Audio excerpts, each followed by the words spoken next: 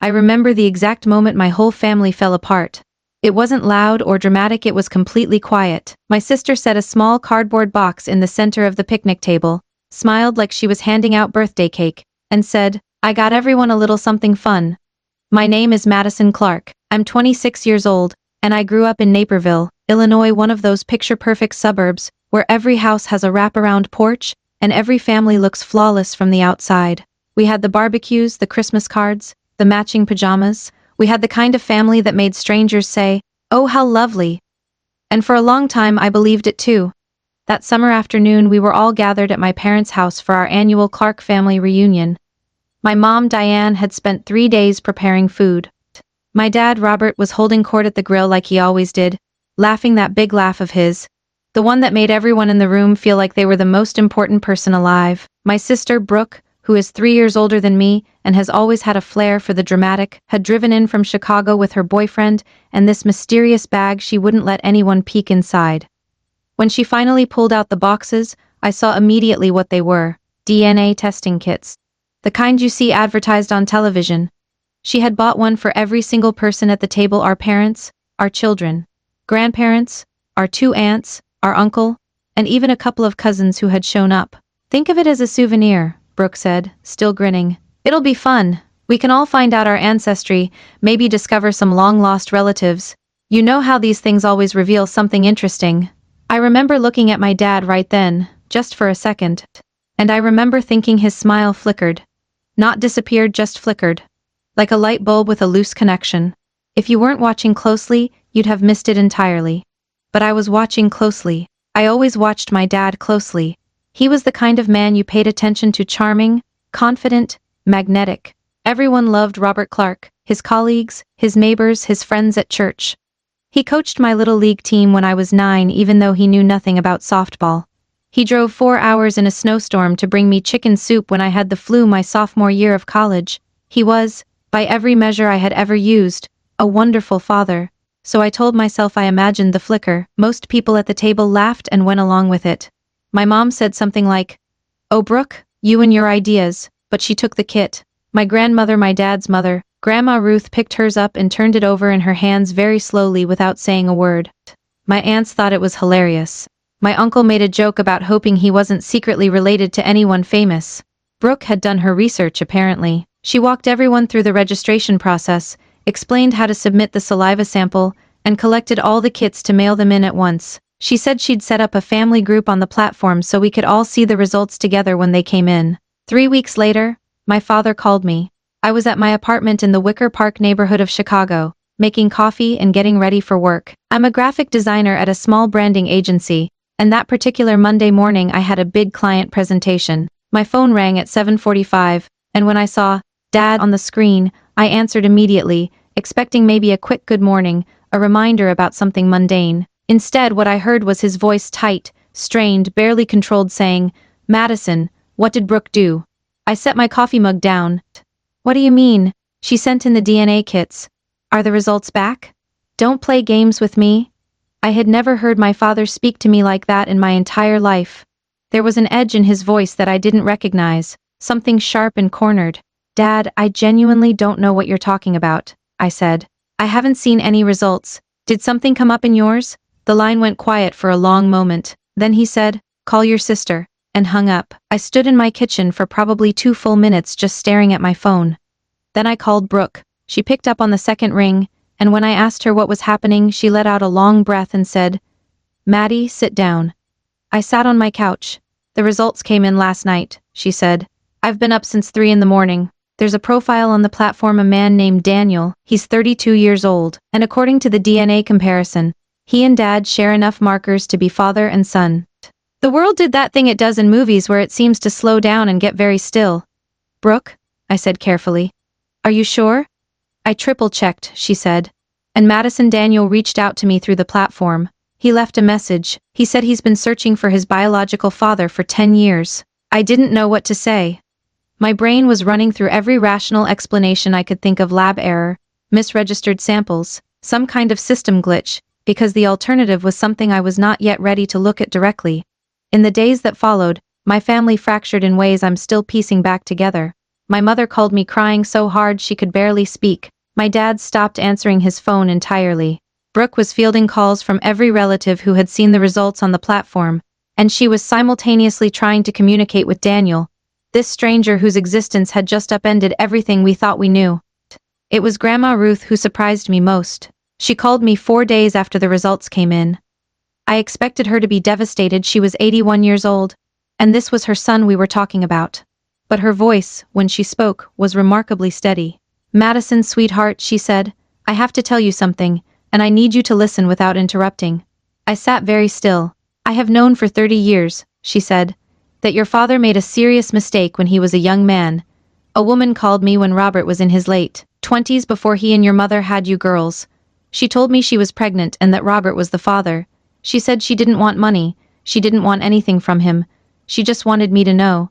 I didn't handle it well." She paused. "I told her not to contact Robert. I told her it was better for everyone if that chapter stayed closed. I have carried that ever since. I am sorry it came out this way. But I'm not sorry it came out." I think that was the moment I cried for the first time through all of this. Not because I was angry at my grandmother, though part of me was, but because there was something so heavy and so human about a secret carried alone for 3 decades, and something so quietly brave about finally laying it down. My dad eventually came to stay with me for a weekend in early August. He drove himself, showed up at my door looking like he hadn't slept in weeks, and I made him sit down and I made us both tea and I asked him to tell me the truth. He told me everything. Her name was Christine. They had dated briefly, maybe 4 months, when my dad was 28 and living in Cincinnati before he relocated to Illinois for work. They ended things mutually, no animosity, just a relationship that ran its course. He didn't know she was pregnant when he left. By his account, and I chose to believe him, at least on this part he genuinely did not know. "Your grandmother called me eventually," he admitted, his hands wrapped around his mug. "About a year after. She told me there had been a child. She told me Christine didn't want involvement. She told me she had handled it." He looked at the table. "And I let her handle it. That's the part I have to live with, Maddie. I let my mother make a decision that wasn't hers to make, and I didn't fight it because it was easier not to." "Did you ever think about him?" I asked. My dad was quiet for a long time. "Yes," he finally said. "I thought about him a lot, especially when you and Brooke were born. I used to wonder if he was okay, if he had a good life, if he looked like me." His voice broke a little. "I was a coward. I know that. I didn't tell him he wasn't. I didn't rush to comfort him the way I probably would have before all this happened. But I also didn't push him away. I just sat with him in that kitchen, and let the truth take up the space it deserved." 3 weeks after the DNA results, which puts us at about 5 weeks after that reunion picnic, there was a Saturday morning when I was home, cleaning my apartment, listening to music. My phone buzzed with a text from Brooke that just said, "He's coming to Naperville today. Daniel, he wants to meet." I drove to my parents' house. I don't know exactly why, nobody had specifically asked me to be there. But something pulled me. It felt like a moment I needed to witness. I arrived before Daniel did. My mother was in the kitchen, perfectly composed in the way she gets when she is holding something enormous very tightly inside. My dad was in the living room, sitting in his armchair, not watching television, just sitting. He looked like a man about to walk into a courtroom. When the doorbell rang, nobody moved for a second. Then my mother said, "Robert, go to the door." My dad stood up slowly. I watched him walk down the hallway. I watched him put his hand on the doorknob. I watched him take one breath before he opened it. Daniel was tall. That was the first thing I noticed. Almost exactly my dad's height. He had darker hair than any of us, and his eyes were a shade of gray-green that I recognized immediately because my dad's eyes are the same color. He was wearing a plain blue button-down shirt, and he was holding his car keys like he didn't know what to do with his hands. He looked at my father for a long moment and then he said, "Hi, I'm Daniel Marsh." And my dad said very quietly, "I know. Come in."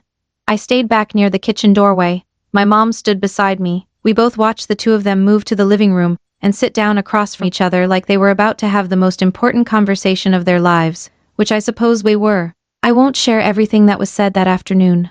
Some of it belongs to them, but I'll tell you the parts that stayed with me. Daniel had grown up in Columbus with his mother Christine, who was apparently a warm and wonderful woman who had given him a full, stable, happy childhood. He had a stepfather who had raised him well. He was a civil engineer. He had a fiancée named Grace. He had not spent his life in bitterness or rage, he had simply wanted at some point, to know where he came from. He had started searching a few years ago, not out of anger, but out of something quieter. He just wanted to know. At one point my father asked him, "Are you angry with me?" And Daniel thought about it honestly, which I respected, instead of just reassuring him quickly.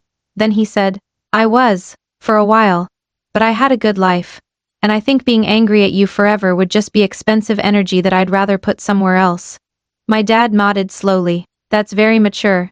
My mom raised me well," Daniel said, without any edge to it. It was just a fact. That afternoon was long and strange and tender, and uncomfortable in the best possible way. Before Daniel left, my mother shook his hand and said, "You're welcome in this home." And she meant it. That's my mother. That's Diane Clarke. Whatever pain she was carrying privately, she was not going to let it make her small. Brooke arrived late. She had gotten stuck in traffic and met Daniel in the driveway, just as he was leaving.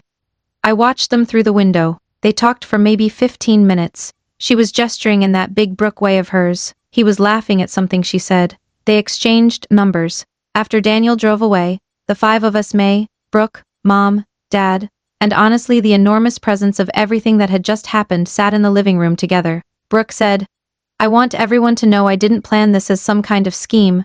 I genuinely just thought it would be a fun family thing." My mom said, "Brooke, we know."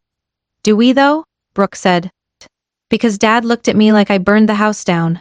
My dad rubbed his face with both hands. "I was scared," he said. "I reacted badly. I'm sorry."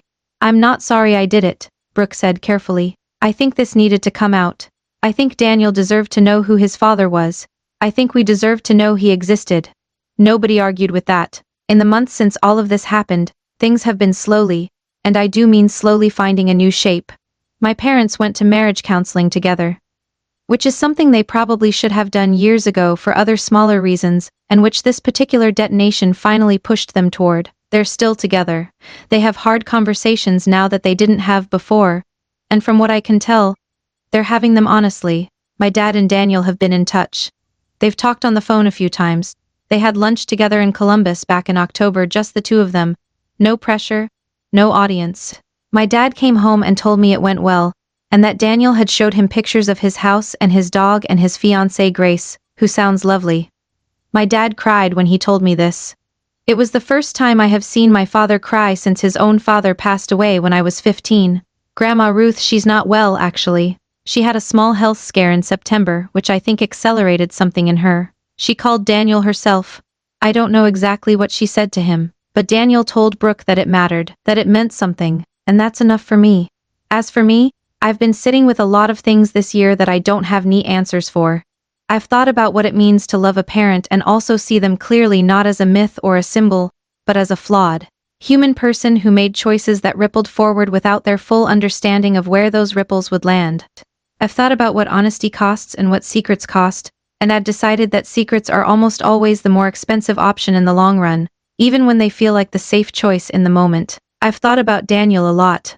About the fact that he existed for 32 years while I existed for 26, and we never knew about each other. He has a whole life. He has a woman he loves and a career he's good at and a dog named Henry, who apparently has strong opinions about the mailman. And somewhere in his DNA is the same gray-green that I see in the mirror every morning. We met in person one more time since that afternoon in Naperville. Brooke organized it. She set up a dinner in Chicago, just the three of us siblings, which is still a strange word to use at a small Italian restaurant on the north side.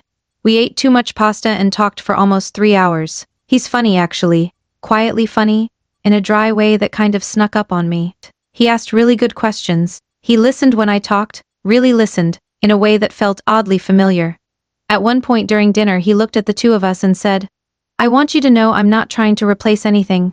I'm not trying to become part of something that was already whole. I just wanted to know where I came from. Everything else is whatever it ends up being." Brooke raised her glass. "Everything else is whatever it ends up being." I raised mine too. "Here's what I know now that I didn't know a year ago. Families are not the clean, fixed things we make them out to be in Christmas cards, and social media posts, and reunion photographs. They're living and shifting, and sometimes they carry things for decades that eventually, one way or another, find their way to the surface. That doesn't mean they fall apart. Sometimes it means they grow. Sometimes they just become more honest, which is its own kind of growing. My sister handed out DNA testing kits as souvenirs at a family barbecue. And 3 weeks later, a man we didn't know existed knocked on our door. And the story, it turns out, wasn't one of catastrophe. It was one of reckoning. A long overdue, painful, ultimately necessary reckoning with the truth that one person's choice 30 years ago had made a whole human being who deserved to know his name. And honestly, I'm glad he does. I'm glad we all do.